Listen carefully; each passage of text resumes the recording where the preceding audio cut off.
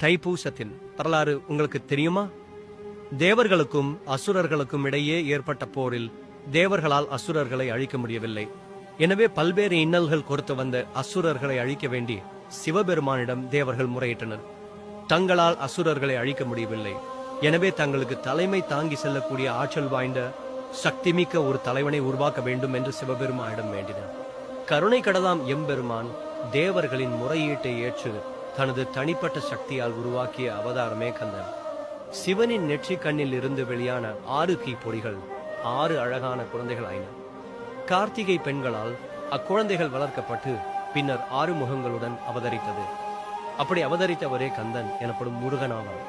சிவபெருமானின் தேவியான அன்னை பார்வதி தேவி ஆண்டி கோலத்தில் பழனிமலையில் வீற்றிருக்கும் முருகப்பெருமானுக்கு ஞானவேல் வழங்கியது தைப்பூச நாளில். அதன் காரணமாகவே பழனிமலையில் தைப்பூச திருவிழா மற்ற முருகன் கோவில்களை காட்டிலும் வெகு சிறப்பாக கொண்டாடப்படுகிறது.